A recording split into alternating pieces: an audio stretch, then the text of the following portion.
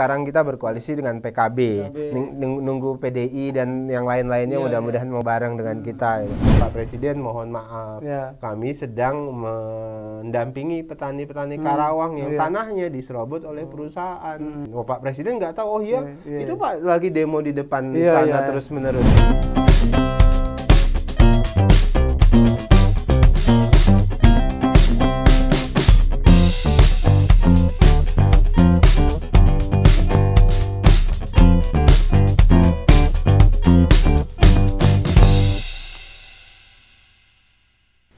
Assalamualaikum warahmatullahi wabarakatuh. Selamat sore penggemar Sapsus A1. Salam bahagia, salam sehat, dan salam sejahtera.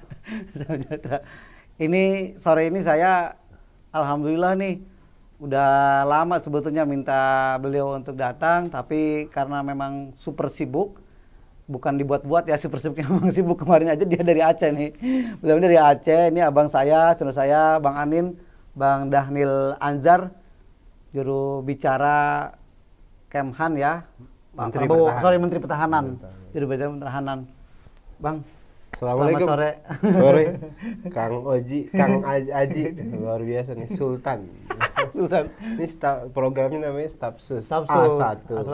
A1 itu bisa jadi gubernur, bisa jadi serang. Nah, A1 kan simbol Banten atau serang.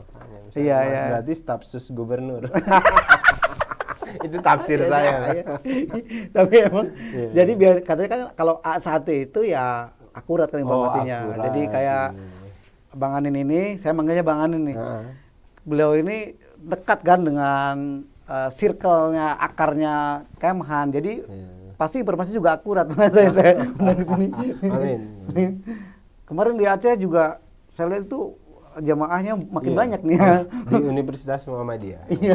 Iya, jamaahnya. Kan kita memang tukang ceramah, ada kerjaan kita ceramah. Iya. Tapi dari dulu Bang Anin kan memang ceramah ya, waktu di kampus juga ceramah selain juga kuliah ya. Iya, jadi kerjaan saya kan memang tukang ngomong.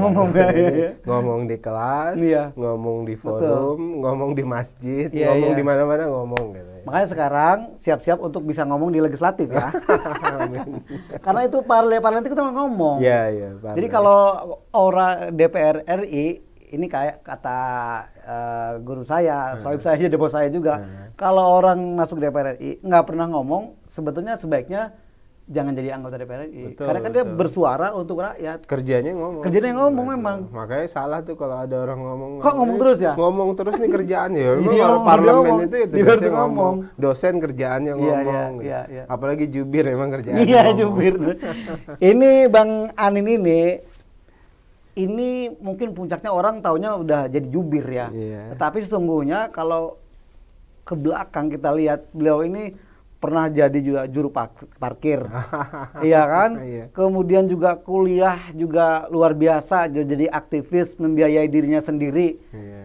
Itu kan mungkin yang belum banyak orang tahu Bang, bahwa perjuangan Abang itu kan dari dulu diasuh oleh nenek, kemudian besar ke Tangerang cari tempat hidup mohon maaf mungkin di kampus kayak gitu, sampai kemudian Abang taunya orang udah besar, badannya besar. Iya Kang, jadi saya dulu lahir itu di Besitang ya. Di Besitang itu Langkat. Salah Haji. Tapi karena waktu itu hanya beberapa hari itu di Salah Haji, kemudian dibawa ke Kuala Simpang, makanya saya sering sebut kita lahir di Kuala Simpang, Aceh Timur dulu. Aceh Timur ya, maksudnya. Sekarang Aceh Tamiang. Ibu saya aslinya dari sana gitu. Jadi sampai SMP kelas 1 Kang, di Kuala Simpang, di Aceh Tamiang sekarang. Kemudian kami sempat ngungsi itu. Kenapa kita keluar dari Aceh? Dulu masih rame-ramenya ada gesekan-gesekan ya. GAM dulu Pak Harto nyebutnya ini GPK ya, pengacau keamanan. merasa ndak aman, kemudian bapak mengungsi ke Sibolga. Saya SMP di Sibolga. Jadi 3 tahun saya di Sibolga. Makanya banyak temennya di Sibolga. Iya, Sibolga itu kampung bapak saya kebetulan. Bapak saya itu asli Tapanuli Tengah, Sibolga, Barus ya. Sama dengan Bang Akbar Tanjung, Faisal Tanjung. Bapak saya asli dari situ. Kemudian SMA pindah ke Tangerang di Ciledug ya. Jadi saya lama ya sampai sekarang saya di Tangerang, di Banten. Jadi relatif lebih lama memang saya di Tangerang sampai dengan hari ini. Anak-anak saya semuanya lahir di Tangerang. Nah, kemudian ya di situ proses yang paling berat ya di Tangerang karena itu tadi penempaan saya hidup juru parkir saya jadi, tapi tetap aktif di organisasi. Dulu saya mulai dari ketua ranting. Kalau saya masuk SMA Muhammadiyah. Di SMA Muhammadiyah itu nggak ada OSIS, tapi namanya Ikatan Remaja Muhammadiyah. Jadi dari ketua ranting sampai dengan salah satu ketua di Banten gitu Kemudian sampai di organisasi Pemuda Muhammadiyah sampai jadi ketua umum pimpinan pusat Pemuda Muhammadiyah. Tapi saya jadi semuanya jalan tuh Kang. Satu sisi harus membantu kegiatan ekonomi orang tua, sisi lain belajar, akademik, sisi lain juga organisasi. Jadi semuanya dijalani bareng-bareng. Makanya kalau sekarang ada anak-anak yang seperti itu jangan mengeluh lah ya. Iya. Jadi memang ya kuncinya kerja keras. Dan kemudian kita fokus pada keinginan kita. Cita-cita saya itu sejak dulu ya pengen jadi dosen Kang Oji. Jadi memang sejak SMA itu cita-cita saya pengen jadi dosen. Jadi kalau kemudian saya tiba-tiba jadi politisi, jadi jubir sekarang, itu bonus saja. Jadi ini saya terbang kemana-mana, akhirnya tetap pada ujungnya saya suka bercanda kan saya itu matinya itu ya jadi dosen. Ini tadi ngobrol soal politisi. Sebelum politisi itu kita fase saya pengen menggali atau ingin mendapatkan insight cerita sebelum proses menjadi dosen dan menjadi ASN juga dosennya ASN di Untirta, di kampus saya. Beliau ini dosen nih, kalau teman-teman seangkatan saya yang nggak tahu Bang Anin itu berarti bukan mahasiswa Untirta. Ya karena waktu itu kan masa-masa yang buat anak-anak di Serang itu, aktivis di Serang itu kelam gitu maksudnya. Betul. Dan Bang Anin hadir dengan fresh idea gitu maksudnya, dengan melawan perlawanan dengan ide. Dengan beberapa dosen lain lah. Dengan dosen yang lain lah ya. Salah satu dengan buku. Nah, tapi sebelum ke situ, Bang, itu kan saat Abang ini kalau saya lihat nih dari CV-nya itu seperti sudah diatur, sudah direncanakan. Jadi misalnya dari kampus terus berjuang, kemudian ke kampus dari kuliah terus masuk ke kampus. Kampus tuh harus begini, masuk ke organisasi harus nulis, harus kritis, masuk ke fase selanjutnya menjadi aktivis sosial, gabung di civil society, kemudian masuk ke organisasi politik. Sekarang ini yang sedang dijalani. Nah, saya pengen cerita keputusan untuk menjadi dosen tadi sebagai impian itu sejak kapan? Kang, saya itu punya prinsip hidup kontributif. Artinya dimanapun harus berkontribusi yang terbaik. Kalau dalam agama itu ya fastabiqul khairat, lomba-lomba dalam kebaikan. Kalau bilang khairun nas anfa'uhum linnas. Jadi itu falsafah saya. Nah, makanya untuk melakukan itu, saya itu punya buku Kang, buku sendiri itu.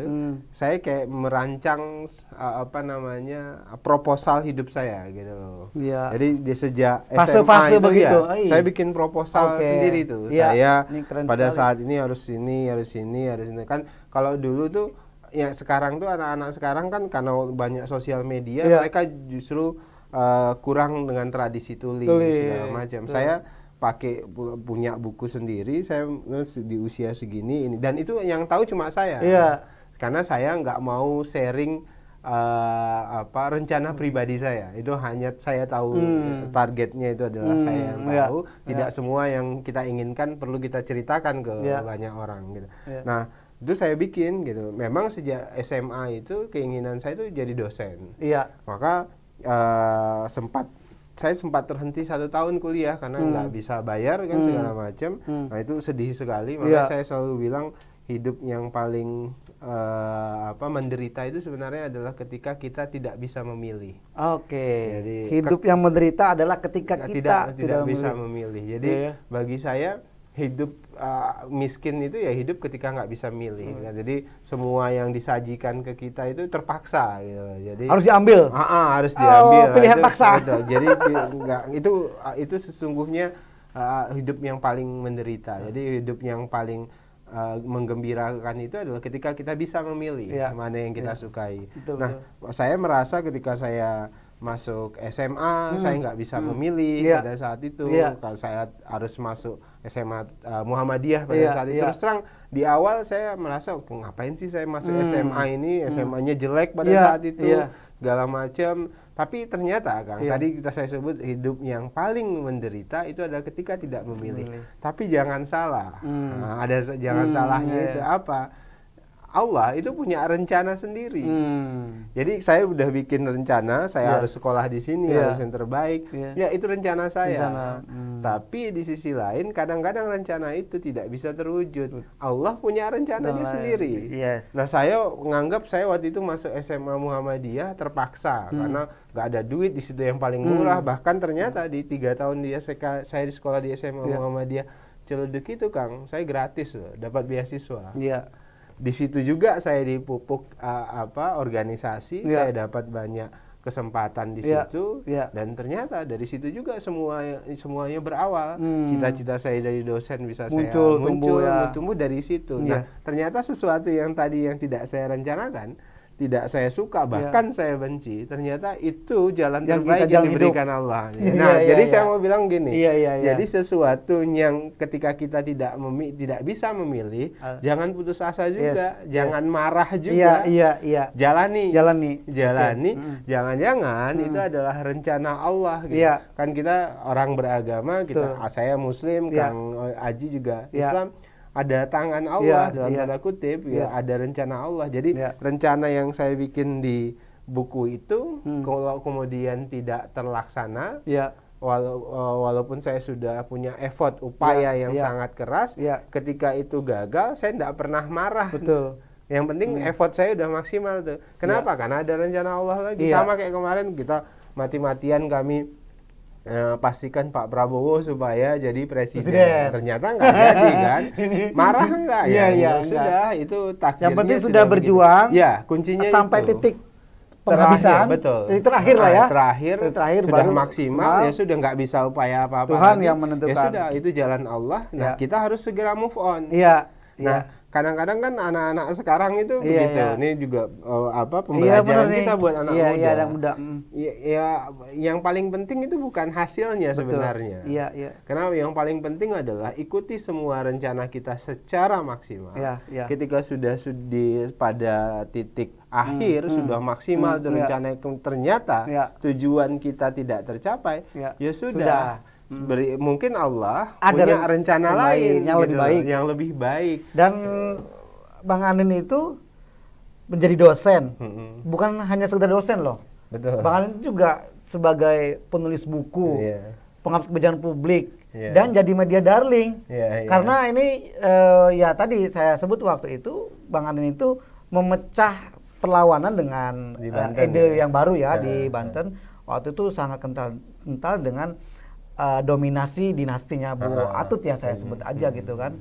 Nah, itu Bang Anin menawarkan itu tidak takut nggak tuh waktu-waktu itu? Itu saya diperingati tuh banyak dosen Kang. Tapi waktu itu masih muda sekali kan, umur saya masih 25-an, 27. Udah jadi diperingatin. Kang Daniel, semuanya panggil kok di Serang tuh manggilnya Kang Daniel. Ini loh, jangan nekat loh, segala macam. Ini bisa diteluh, bisa di Banten ya kan. Ini orang kampus ngomong begitu. Saya suka bercanda. Pak Bu, keturunan dukun kok diteluh. Sama-sama dukun berarti ya. Ini kenapa? Karena dukun Temiang ya? Bukan, jadi di kampung saya itu di Sumatera Utara, tempat bapak saya itu ada Barus namanya, kampung desa Barus, itu. Nah, itu tempat lahirnya bapak saya dan di situ kampung leluhur saya. Dan dulu banyak sebutan lah kayak Banten. Kalau misalnya kalau Jawa yang suka begitu-begitu Banten dituduhnya, stereotip betul, stereotip ya. Tahu di Sumatera Utara stereotipnya Barus. Makanya betul, saya suka bercanda. Gimana dukun masa di pelet nggak kena, saya suka bercanda. Jadi itu terjadi tuh Kang. Jadi akhirnya saya ya lanjut saja gitu dan terus terang ucapan itu sering disampaikan, ancaman segala macam itu sering, tapi ya anak muda kita lanjut saja aja ya. Kemudian apalagi disupport oleh teman-teman dosen muda yang lain kita bareng-bareng, jadi terus saja pada saat itu Kang. Muat ya, dan buku itu jadi saya didiskusikan. Jadi ada 2 buku yang khusus bicara tentang Banten. Pertama itu adalah Akrobat Pembangunan, kemudian kedua Dinasti Rente. Nah, dari situ saya inspirasi buku ketiga itu Nalar Politik Rente. Semuanya terkait itu. Jadi saya nggak pernah menyebut dinasti politik karena bagi saya dinasti politik itu tidak ada masalah selama kompetensi yang dikedepankan. Tapi yang jadi masalah dinasti Rente. Karena misalnya gini, anak dokter kemudian jadi dokter itu banyak pilihan. Asal dia masuk dalam kompetisi yang meritokrasi, adil, fair gitu. Nah, kalau kemudian orang tuanya mempersiapkan dia untuk itu ya memang begitu wajarnya. Selama itu dia bertarung di pasar yang kompetitif. Tapi kalau pasarnya oligopoli, itu menjadi masalah. Oligarki. Nah, itulah yang kemudian saya sebut sebagai dinasti Rente. Jadi kalau diskursus tentang ini, saya punya perbedaan perspektif dengan banyak pengamat. Saya selalu punya perbedaan antara dinasti, teori saya sendiri itu dinasti politik dengan dinasti Rente itu 2 hal yang berbeda menurut saya gitu loh.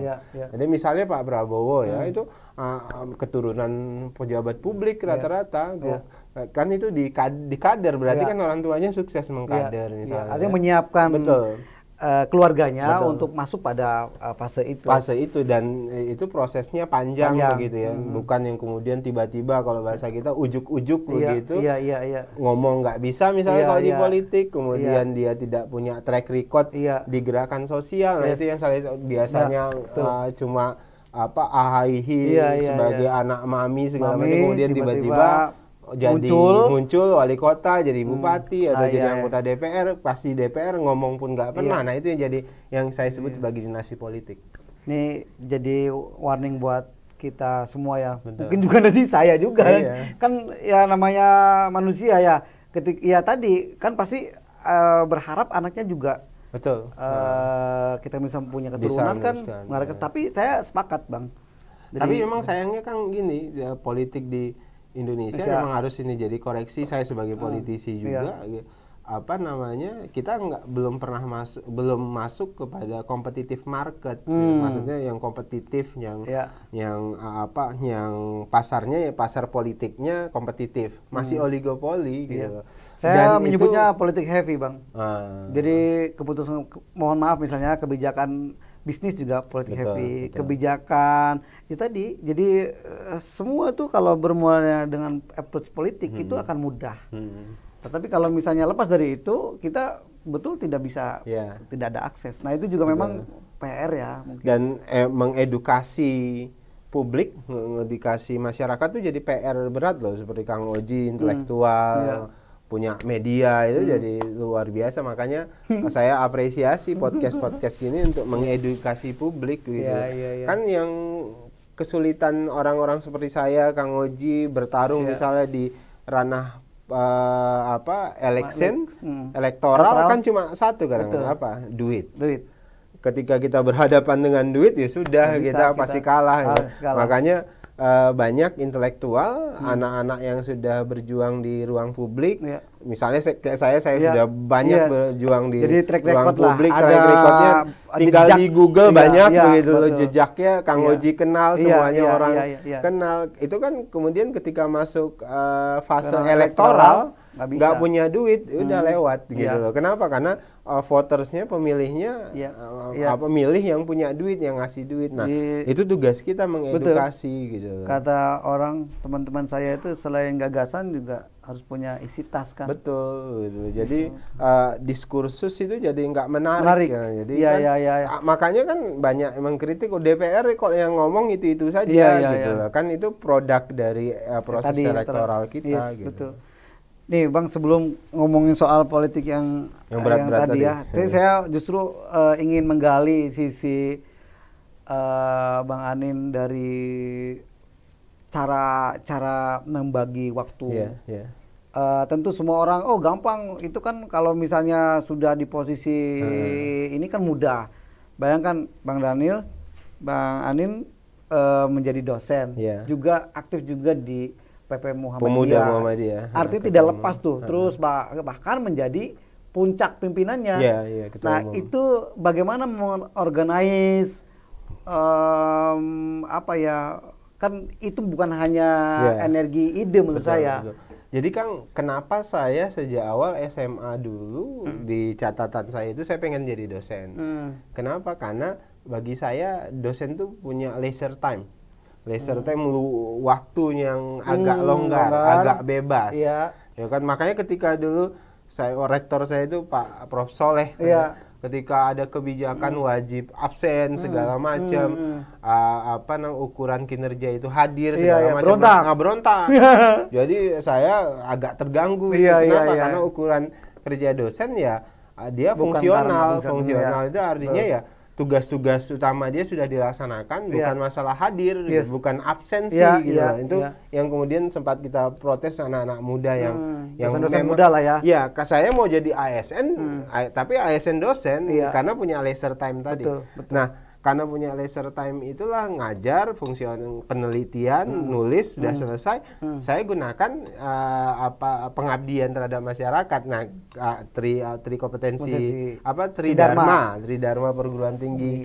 Tinggi itulah yang dimanfaatkan. Jadi leisure time ini penting karena saya bisa ngurusin pemuda Muhammadiyah, saya bisa aktif bahkan saya jadi presiden Religion for Peace Youth lintas agama dunia. Jadi banyak hal, jadi kita bisa berkarya di banyak tempat. Nah itulah enaknya jadi dosen pada saat itu. Nah ketika ada kebijakan wajib absen nih ganggu. Jadi kita protes. Jadi itu sebetulnya keluar dari ruh perguruan. Betul. Jadi seperti bahkan kami dulu yang muda-muda itu kan di Untirta itu di agak berontak kan, harus pakaian mau diatur gitu kan ya. Padahal kampus itu bukan tempat penyeragaman. Betul. Jadi makin berbeda pemikiran, simbolisasi, pakaian itu menunjukkan bahwasannya ya namanya aja universal. Jadi semuanya ada. Nggak boleh homogen. Jadi makanya waktu itu saya sempat banyak berdebat kan dengan mohon maaf waktu Prof Soleh dosen-dosen senior. Yang namanya kampus itu nggak pernah mengeluarkan produk pikir. Dia produk pikirnya itu beda-beda. Dosen A, B, C. Kenapa? Karena universitas itu tempat yang otonom.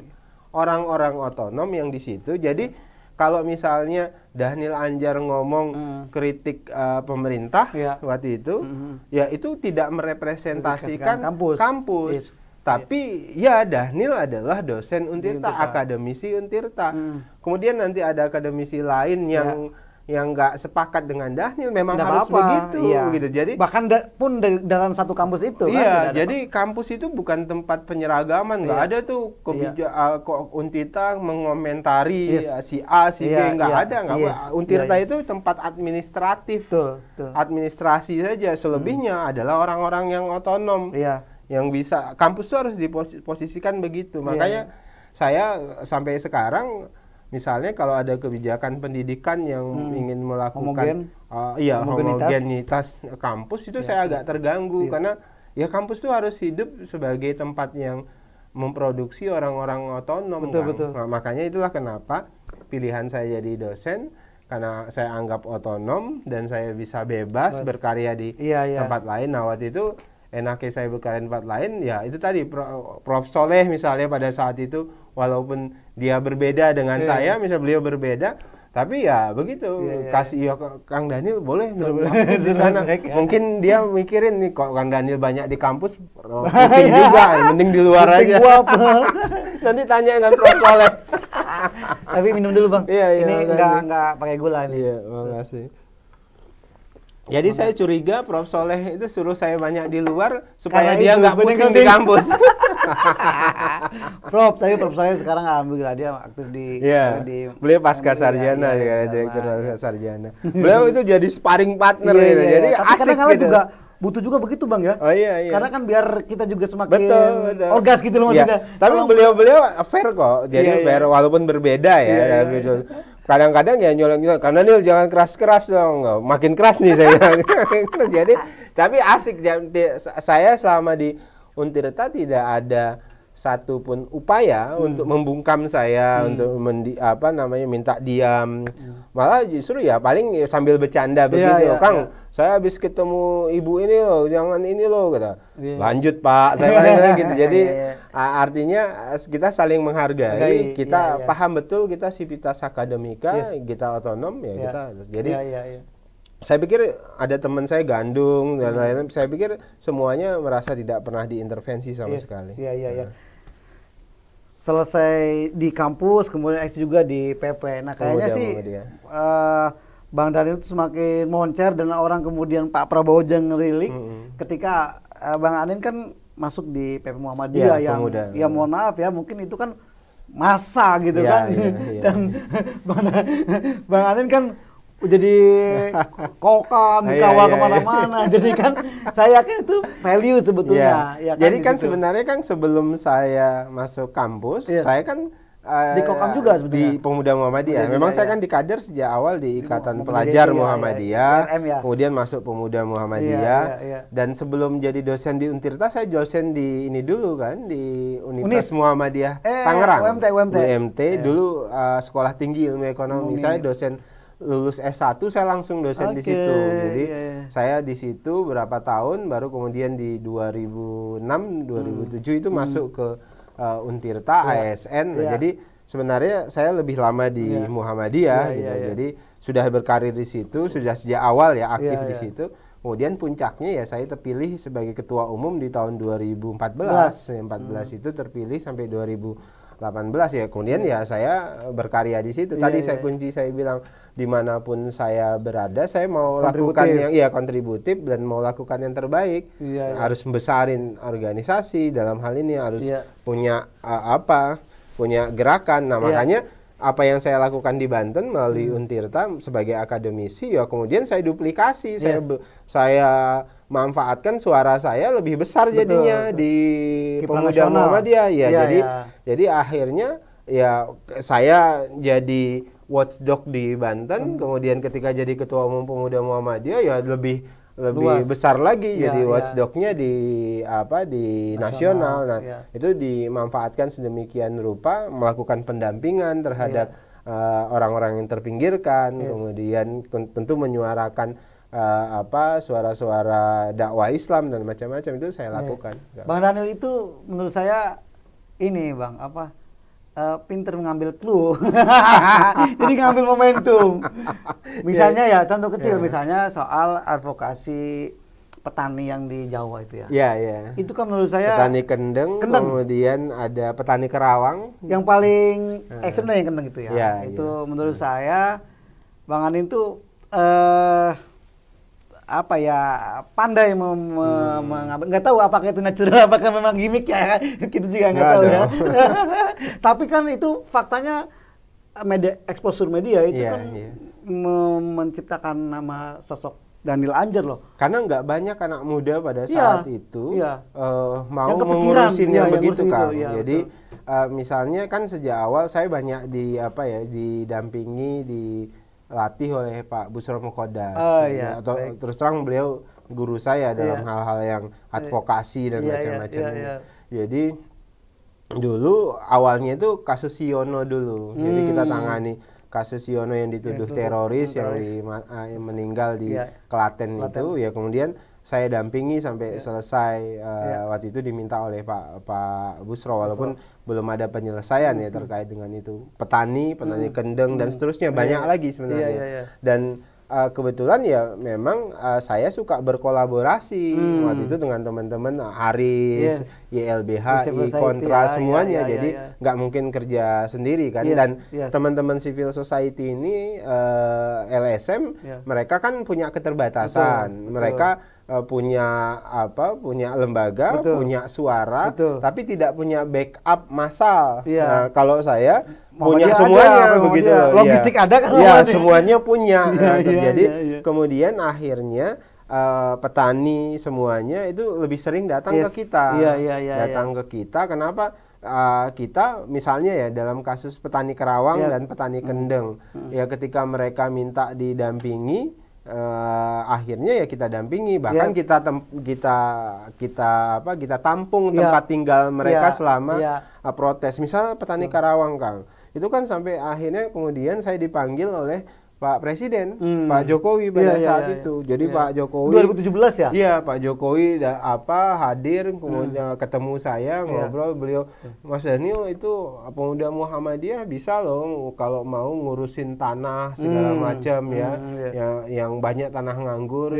Kemudian saya jawab pada saat itu, Pak Presiden mohon maaf, kami sedang mendampingi petani-petani Karawang yang tanahnya diserobot oleh perusahaan segala macam, dan mereka nggak sekarang terlunta-lunta kan. Pada saat itu ngomong ke Pak Presiden, Pak Presiden nggak tahu, itu Pak lagi demo di depan istana terus-menerus. Jadi beliau nggak tahu. Udah akhirnya beliau panggil Menteri PUPR. Menteri PUPR waktu itu Pak Sofyan Djalil. Pak Sofyan Djalil akhirnya di beberapa bulan selanjutnya diawasi terus melalui Pak Pratikno. Pak Pratikno suka update ke saya, Mas Daniel sudah sampai sini ya, sudah sampai sini. Akhirnya Mas, mereka dapat tanah mereka sendiri sebagai pengganti. Jadi memang menurut saya sih Pak Jokowi butuh informasi yang benar, informasi yang akurat. Kadang-kala informasinya untuk buat kebijakan. Jadi Pak Jokowi pada saat kita kasih tahu begitu, beliau akhirnya desak, respon, kemudian akhirnya petani-petani Karawang tuh dapat tanah, Mas. Tanah mereka yang diserobot itu diganti segala macam, di proses hukumnya diselesaikan, sertifikatnya apa. Nah, yang saya sedih itu jadi sampai petani-petani ini datang ke saya kan, mereka petani Kerawang itu mereka ngomong, Bang Daniel terima kasih segala macam. Kan kadang-kadang kita kalau udah berhasil tuh senang gitu dan terharu gitu. Kami nanti di sana di Karawang akan bangun satu musola yang sederhana. Nah, itu musolanya kami buat untuk pengajian-pengajian, nanti pengajian-pengajian Muhammadiyah segala macam. Wah, itu saya senang sekali kan. Jadi maksud saya sama ini juga, sama dikasih lahan pila juga enggak? Oh, enggak. Jadi memang harus ada anak-anak muda yang secara total itu melakukan pendampingan kelompok-kelompok marginal seperti ini, Kang, gitu loh. Tuh, memang suara itu kan kalau nggak didengungkan, kalau nggak ditusukkan ke circle-nya tadi, jadi tidak masuk ya. Betul, karena kadang-kadang gini, teman-teman kita itu petani segala macam, kadang-kadang mereka kan tidak bisa memperjuangkan nasib mereka sendiri. Karena mereka nggak sampai gitu, suaranya nggak sampai, mereka butuh sarana, butuh fasilitator untuk menyampaikan suara-suara mereka itu. Nah, kadang-kadang kan mohon maaf yang harusnya itu peran-peran teman-teman kita di legislatif yang memaksimalkan begitu. Nah, tapi kadang-kadang suara mereka itu tidak nyampai, tidak terfasilitasi. Saya pikir tugas-tugas anak muda sekarang, apalagi ada sosial media sekarang, itu harus dimaksimalkan di situ. Selain petani, Bang, itu ada yang menurut saya juga Abang ini jadi etalase ini ya di TV ya, gitu. Itu kasusnya Bang Novel Baswedan. Jadi itu menurut saya magnet yang kemudian ini siapa sih? Ini Dhanil Anjani kok berani banget gitu. Makanya Pak Prabowo kan menarik jadi jubir kan karena itu lumayan itu mengurus energi psikologis publik ya. Jadi Kang sebenarnya kan itu diawali ketika saya dilantik jadi Ketua Umum Pimpinan Pusat Pemuda Muhammadiyah, salah satu program utama saya itu adalah gerakan berjamaah lawan korupsi. Jadi gerakan berjamaah lawan korupsi ini adalah saya sebut sebagai gerakan kultural. Jadi kan kita punya LSM misalnya banyak gitu macam-macam ya. Nah, bagi saya gerakan teman-teman itu cuma gerakan-gerakan sporadis, bukan gerakan kebudayaan. Nah, kemudian karena Muhammadiyah itu adalah organisasi besar, maka dia bisa mendorong gerakan kebudayaan. Maka pertama kali saya dilantik, saya nyebut kita mulai gerakan berjamaah lawan korupsi. Makanya tagline-nya ibda binafsi, dimulai dari diri sendiri. Jadi akhirnya kita dorong itu, Pak Busro juga ikut mendampingi secara terus-menerus itu. Kemudian kita bikin madrasah anti korupsi. Nah, salah satu yang banyak mendampingi, menemani ya Pak Busro, Mas Novel pada saat itu dan kawan-kawan.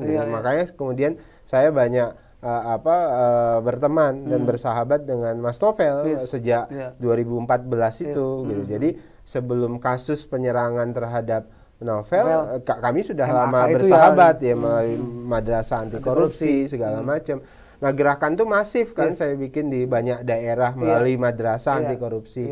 Tagline utamanya berjamaah lawan korupsi. Kenapa? Karena itu tadi yang belum hadir di kita itu adalah gerakan kebudayaan anti korupsinya, tapi ya semuanya berhenti jadi gerakan-gerakan sporadis, kampanye kosong. Makanya waktu itu kita mulai ibda binafsi, mulai dari diri sendiri, maka kami masuk sekolah. Di sekolah itu kami misalnya ya mulai gerakan anti menyontek. Jadi gerakan tertib lalu lintas. Jadi korupsi itu hal yang kecil sebetulnya. Betul. Karena kalau itu kemudian dibiarkan itu jadi budaya. Dan akhirnya kita ketika masuk ke toleransi dengan itu, ketika udah berhubungan dengan yang besar, kebijakan publik, akhirnya kita udah biasa saja. Padahal hal yang kecil itu nggak kita abaikan. Makanya kemudian kami mendorong, makanya pemberantasan korupsi itu nggak akan selesai kalau kemudian kita tidak mulai dari gerakan kebudayaan. Artinya ketika nyontek malu. Kan anak-anak kita dulu mungkin zaman kita sekolah nyontek nggak malu kan. Nah, makanya kita mulai dengan nyontek malu, buang sampah sembarangan itu malu, nggak pakai helm berkendaraan tuh malu, menyeberang lampu merah sembarangan itu malu gitu. Karena akhirnya semuanya melakukan, akhirnya itu bukan nista, biasa saja. Jadi kan sesuatu yang salah dilakukan secara berjamaah dan berulang-ulang, ya sudah. Sama halnya dengan korupsi, karena semuanya korupsi ya sudah biasa saja. Makanya kemudian kita dorong gerakan anti korupsi pada saat itu harus jadi gerakan kebudayaan gitu loh. Nah, itu sampai yang bela Bang Novel tuh, dan juga saya ikuti juga ada semacam serangan balik tuh. Betul, serangan ketika pemilu. Ketika pemilu. Kemenpora ya. Iya, jadi serangan balik itu ya udah sudah kita perkirakan. Jadi semuanya pada saat itu Pak Busro, Mas Novel segala macam udah paham ya kita pasti dikerjain, kita pasti dicari-cari segala macam, dan itu saya alami dan semua teman-teman yang ikut ke saya bareng dengan saya juga mengalami hal yang serupa. Jadi pokoknya orangnya Dhanil pada saat itu ya sudah dicari-cari buat nggak nyaman macam-macam. Tapi ya sudahlah, itu prosesnya yang harus kita hadapi dan kita sudah tahu begitu ya siapa yang melakukan, siapa yang mendesainnya, kita sudah tahu dan itu bagian dari proses perjuangan. Bang Anin tahu yang apa nih, yang Bang Novel? Bukan, ya semua prosesnya tentu tahu gitu. Jadi kan gini Kang Haji, jadi kalau istilah orang Melayu itu tidak semuanya bisa diucapkan keluar di mulut. Jadi istilahnya itu biarlah pecah di perut, tidak pecah di mulut. Tentu banyak hal yang kita ketahui tidak bisa pecah di mulut, tapi pecah di perut. Jadi kita tahu persis seperti apa, tapi yang jelas ada yang bisa kita sampaikan secara terbuka. Ada banyak hal juga yang ya sudah itu bagian dari sejarah kira-kira gitu. yang pasti Bang Anin pernah bersinggung dalam konteks itu dan tahu.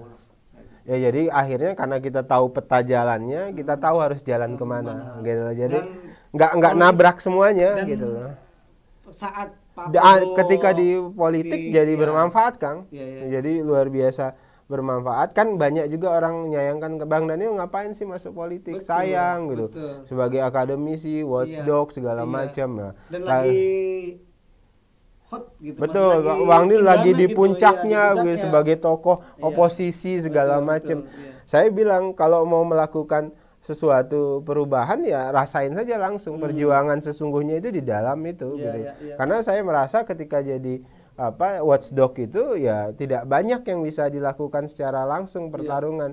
Jadi ujian orang itu sudah teruji integritasnya ketika dia benar-benar di tempat di mana korupsi itu atau sogok menjogok itu hadir gitu loh. Kalau kita nggak pernah digoda ya nggak mungkin kita nyebut kita berintegritas. Iman kita betul. Kalau orang yang berintegritas itu orang yang berintegritas itu dia di tempat di mana praktek itu banyak, tapi kemudian tidak lebur dia tidak melakukan itu. Tapi kalau kemudian tiap hari kita di masjid segala macam gitu, nggak pernah dapat godaan itu, nggak pernah dapat peluang itu gitu. Jadi ya biasa saja. Jadi orang yang berintegritas adalah ketika dia ada peluang itu tapi dia tidak mau melakukan gitu loh. Jadi makanya saya putuskan saya harus masuk politik. Pada saat itu ya diajak Pak Prabowo, selain saya mantan jubir kampanye beliau dengan Bang Sandi. Pada saat itu sudah saya lanjut di situ. Jadi melanjutkan masuk politik jadi jubir Pak Prabowo, dan seperti dugaan saya ya saya banyak belajar. Akhirnya saya tahu peta, saya tahu harus melangkah seperti apa begitu. Ada yang harus saya ucapkan, ada yang tidak perlu saya ucapkan. Ada yang gitu. pecah di perut, ada yang pecah di mulut kira-kira gitu. Nah, sekarang posisinya stafsus Menhan Pak Prabowo sekaligus, dan itu kan jubir. Pasti tadi itu praktek-praktek tadi kan bukan sesuatu yang tidak ada, pasti godaannya tuh lebih kuat ya, apalagi Menhan kan anggarannya paling besar juga. Bang Anin bukain pintu aja kayaknya itu. Iya Bang ya. Jadi Pak Prabowo fokus karena saya etalase, jadi Pak Prabowo itu selalu wanti-wanti semuanya karena peluang kami tergoda pasti ada dan besar pasti Kang. Tapi Pak Prabowo selalu tidak pernah kompromi dengan hal-hal begitu, apalagi ke staf beliau ya. Jadi makanya kemudian terus terang kami hati-hati sekali, dan saya juga hati-hati sekali, dan track record saya pikir publik tahu persis. Saya nggak mau lagi dikerjain macam-macam gitu kan, karena Anda bayangkan kita perjuangan kita gerakan anti korupsi tiba-tiba kita terlibat bagian dari itu, nggak lucu juga gitu. Jadi akhirnya ya saya semaksimal mungkin ya jaga diri Kang, itu yang paling penting. Tadi saya sebutkan integritas kita itu diukur ketika kita ada di situ gitu. Apalagi sebentar lagi saya akan juga ikut bertarung misalnya di kompetisi politik gitu. Itu jadi ujian kita selanjutnya. Jadi teman-teman di Sumatera Utara siap-siap. Makanya kan kemarin ini kan Muktamar Muhammadiyah di Solo, makanya ketika saya diminta untuk mencalonkan jadi salah satu pimpinan Muhammadiyah, saya bilang ke pimpinan-pimpinan Muhammadiyah yang mencalonkan, saya terima kasih sudah dicalonkan. Tapi sementara ini biarlah saya di politik dulu. Saya cari pengalaman di politik mumpung masih muda. Nanti kalau masih muda menuakan diri di Muhammadiyah nanti repot saya. Jadi saya ya sudahlah biar pengalaman, nanti pada saatnya saya pasti di Muhammadiyah, sehingga saya kalau ceramah enak gitu. Karena sudah pengalaman. Jadi ada jurus praktis, karena banyak orang yang dia ngomong tapi dia nggak pernah dia cuma baca segala macam. Tapi Bang Anin ini baru 40 tahun loh, beda 5 tahun. Kang Haji 45. 35. 36. Kan udah jadi stafsus Menhan, kalau saya masih stafsus A1. Tapi Bang itu ya umur 40 itu powerful ya. Jadi memang lagi matang-matang ya. Jadi kalau puncak mau life began 40 gitu. Jadi sebenarnya sepakat. Saya sepakat sekali. Jadi tapi ini lagi ini obrolan Menhan ya, Menhan ini kan lagi ramai Komcat juga tuh. Itu Bang Anin nggak ikutan lah ya. Yang Komcat pengadaan. Oh enggak. Komcat yang sekian katanya up. Oh enggak ada apa-apa kok. Jadi kan jelas ya apa itu kan gini, saya kebetulan spesialisasi saya kan akuntansi pemerintahan, keuangan publik. Jadi ada temuan BPK, salah administrasi. Jadi transaksi di depan duluan karena belum ada duitnya, akhirnya ditalangi duluan gitu loh. Nah, secara administrasi itu salah. Jadi makanya jadi temuan BPK, tapi bukan korupsi, bukan markup juga, bukan lain-lainnya. Jadi hanya salah administrasi.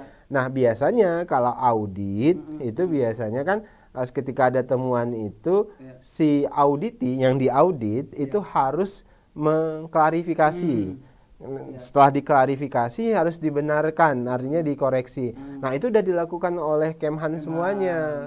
Jadi bukan temuan markup, bukan temuan koruptif juga, tapi administrasi. Administrasi itu bukan kriminal.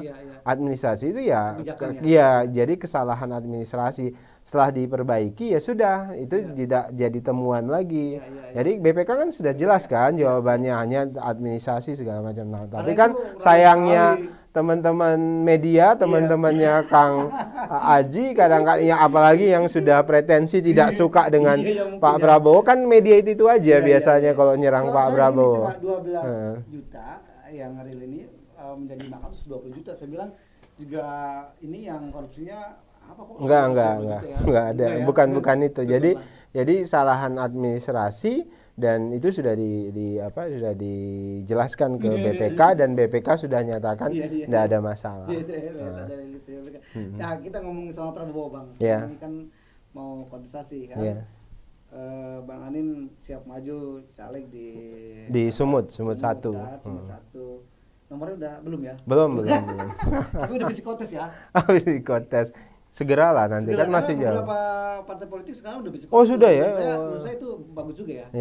Mudah-mudahan itu menjadi diterapkan. Jadi ketika misal orang masuk partai politik itu memang jadi selain track record gitu, ya. Punya ini itu juga menurut saya bagus. Nah, kaitan dengan Pak Prabowo, Bang Anin gimana, ada bisik-bisik nggak sih? Nih, siap-siap loh. Yang jelas bagi Gerindra, Pak Prabowo itu harga mati. Pak Prabowo akan maju sebagai presiden, capres itu sudah keputusan final DPP Gerindra dan seluruh kader Gerindra di Indonesia. Nah, berkoalisi sekarang kita berkoalisi dengan PKB, nunggu PDI dan yang lain-lainnya mudah-mudahan mau bareng dengan kita. Gitu. Nah, cawapresnya itu akan dibicarakan bersamaan. Sekarang ini kan yang resmi berkoalisi ya PKB dengan Gerindra. Nah, tentu yang akan bicara cawapresnya ya itu dua itu sudah cukup ya. Memang diberi tanggung jawab untuk menentukan cawapresnya siapa ya Pak Prabowo, bicara nanti dengan Gus Imin. Ya, beliau berdua lah. Kalau ada partai yang lain ya. Itu yang bisa mengatakan fix atau enggak fix itu antara Pak Prabowo dengan Caimin. Saya nggak berani juga nyebut ini fix atau enggak. Tapi kelihatannya dari survei terakhir Pak Prabowo naik turun nih ya, kejar-kejaran sama Mas Ganjar. Ya wajar lah, biasa. Ya? Jadi wajar karena tentu persepsi publik kan fluktuatif ya.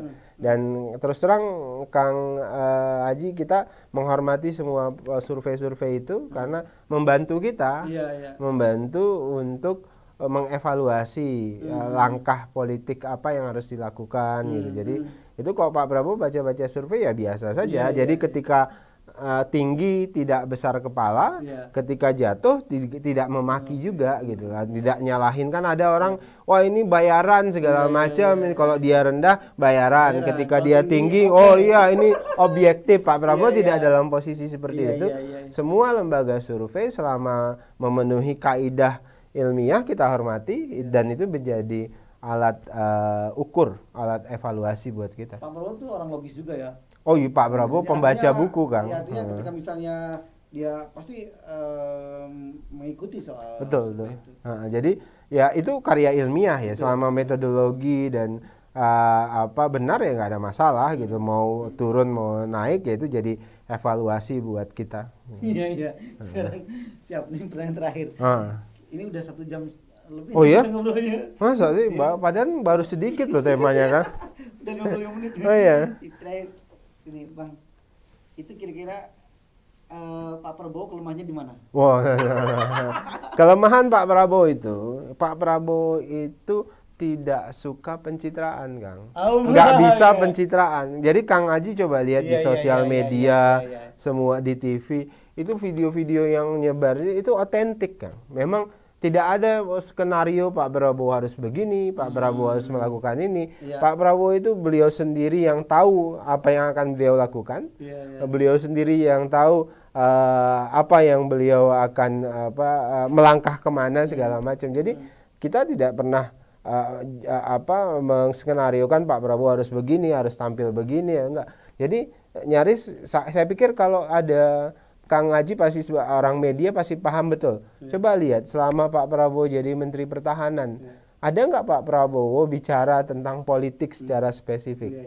Nggak ada, Kang. Beliau fokus saja kerja jadi anak buah presiden, fokus di situ. Kemudian misalnya kalau lihat sosial media, yang lihat TV, ada nggak yang gimmick-gimmick berlebihan, mohon maaf lebay misalnya, itu nggak ada, kan? Dia nempuk meja.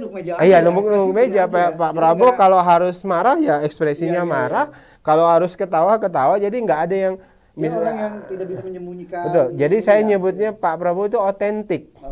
Jadi tampilnya otentik, ya apa adanya. Ketika harus marah beliau marah, ketika harus senang beliau harus senang. Jadi saat ini saya pikir kalau ada pemimpin yang otentik, tampil secara otentik ya Pak Prabowo. Dan saya yakin anak muda itu suka otentisitas kayak gitu. Dan saya pikir sekarang kita butuh otentisitas seperti itu. Gitu. Tidak direkayasa. Betul. Beliau ya tadi istilah saya Pak Prabowo ini, kalau Kang Haji tanya misalnya apa kekurangan Pak Prabowo, Bang Dhanil? Kekurangan Pak Prabowo enggak pandai pencitraan. Ini abang kita udah menjadi politisi nih. Bang, tapi sebentar. Satu lagi saya lupa. Itu kira-kira komentarnya Pak Prabowo atas endorse-nya Pak Jokowi gimana itu, Bang? Oh, biasa ya tentu. Itu kan 2 kali loh. Seminggu waktu di host itu ya, waktu di pameran. Karena itu saya juga kesana waktu itu. Juga Pak Jokowi tentu kita senang, tentu Pak Prabowo senang loh. Siapa sih nggak senang di endorse oleh presiden, dipuji oleh presiden, pasti senang. Kalau ada orang bilang nggak senang ya bohong pasti. Pak Prabowo senang sekali dengan endorse Pak Presiden, dan kita menghormati endorse Pak Presiden tersebut, gitu. Karena tentu beliau paling tahu ya beliau sudah memimpin Indonesia mau 2 periode ini sampai selesai. Jadi beliau tentu tahu siapa yang pantas, siapa yang tidak pantas, gitu. Jadi kalau kesimpulannya, kalau Kang Haji tanya gimana sikap Pak Prabowo tentu senang di endorse Pak Presiden, dan tentu semua capres termasuk Pak Prabowo ingin didukung penuh oleh Presiden. Jadi kalau ada capres yang justru nggak pengen didukung presiden, itu kan pasti nggak masuk akal kan. Semua capres itu pengen didukung oleh presiden, karena dukungan presiden itu penting. Gitu. Sangat signifikan. Bang Anin, atur nuhun. Sami-sami Kang Haji. Datang, semoga sukses Sultan TV. Siap, amin.